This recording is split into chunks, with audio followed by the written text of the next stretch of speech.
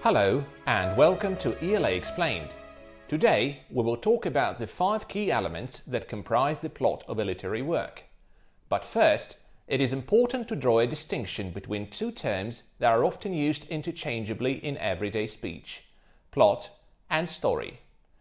The term plot refers to the events of a narrative as they are presented to the reader. These events are selected and arranged by the author in order to show the development of the central conflict and highlight the cause and effect sequence within the story. The term story refers to the full sequence of events, both directly described by the author and assumed to have happened by the reader. When creating a narrative, authors choose the events they consider important and may reorder or skip the parts that are irrelevant to the main conflict. Often, these events can be easily reconstructed by the reader.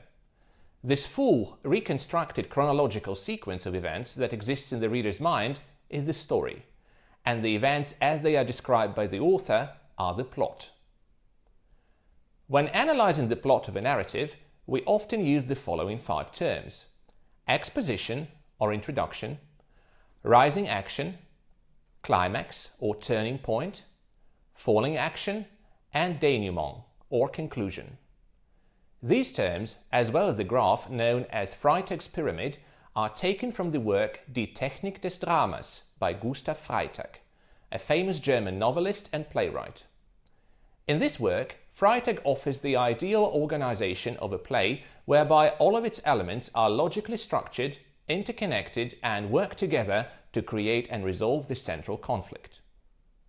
In the original text, these elements are referred to as Einleitung or introduction, Steigerung or intensification, Höhepunkt or turning point, Fall und Umkehr, fall and reversal, and Katastrophe or catastrophe, since Freytag mainly talks about tragedies.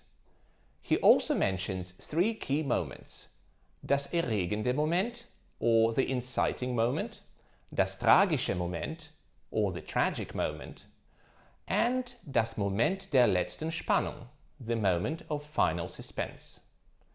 In this video, we will use a simpler pyramid to analyze each element and draw examples from the tragedy of Macbeth by William Shakespeare.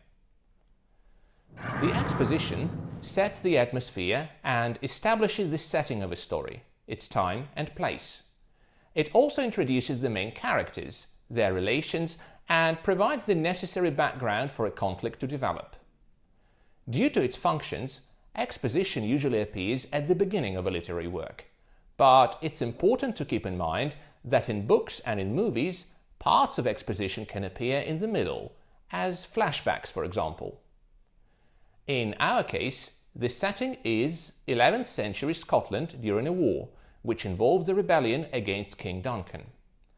We also meet the main characters, the 3 witches who plot to manipulate Macbeth, Macbeth himself, a brave general who is loyal to his king but also very ambitious, King Duncan, the current king of Scotland, his son Malcolm, Banquo, a friend of Macbeth's, Lady Macbeth, an ambitious and manipulative woman, and many other characters who will be important to the central conflict of the play. We also find out that both Macbeth and his wife are highly ambitious people who are ready to commit a crime to achieve their goals. This is also where we see the inciting incident for the main conflict to develop. After hearing the 3 witches' prophecies, Macbeth's ambitions become apparent and he plots the murder of King Duncan. After the inciting incident, the action is set in motion. The following element of the plot is called the rising action. This is the part where the central conflict develops, tensions rise, and characters attempt to overcome obstacles in order to achieve their goals. In our example, this includes Macbeth's inner struggle between his loyalty to King Duncan and his ambition, intensified by the predictions of the 3 witches and Lady Macbeth's manipulative behavior. Eventually, Macbeth kills Duncan, and fortune seems to be on his side for a while. But the conflict is not resolved. Many characters are suspicious of his behavior, and Macbeth himself feels much guilt after committing regicide. Tensions rise until they reach their peak, known as the climax. This is the turning point in the plot when everything begins to change drastically for the protagonist. In tragedies, it usually signifies the future downfall of the hero. In comedies, their success. After Macbeth becomes king, he doesn't trust his former friend Banquo and hires murderers to kill him. Despite his seeming success, Macbeth never feels safe, and during an important banquet, which is supposed to celebrate him, Macbeth sees a ghost of Banquo and panics, turning the banquet into a disastrous experience for everyone. The banquet scene is a turning point for Macbeth. His attempts to ensure his position are unsuccessful. His hopes begin to crumble, and he seems to start losing his sanity. The part known as the falling action is not simply a slow decline of the conflict. This is the part where the tension may rise again, where there is still a chance of a different, unpredictable outcome, and where we can see the moment of final suspense. In our case, it's the moment when Macbeth sees the forest moving towards his castle, but still considers himself invincible, because no man of woman born shall harm Macbeth. The ultimate resolution of the conflict appears in the final part of the pyramid. The protagonist either succeeds in comedies or fails in tragedies. As Freytag mainly discusses tragedies, he uses the term catastrophe rather than resolution. In our example, Macbeth is killed by Macduff, and Malcolm becomes the new king of Scotland.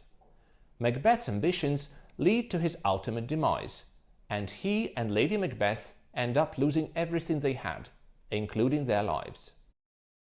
Now that we have analyzed every element of the plot, we can see that these 5 elements correspond to the 5 acts of the play.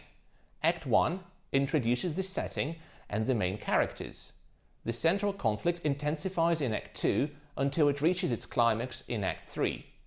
Act 4 foreshadows a possible resolution of the conflict, which we finally see in Act 5.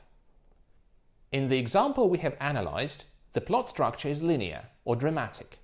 But authors don't always present events in chronological order, and in the next video we will examine other plot types. If you enjoyed this video, please give it a like and consider subscribing to my channel. Thank you for watching, and goodbye.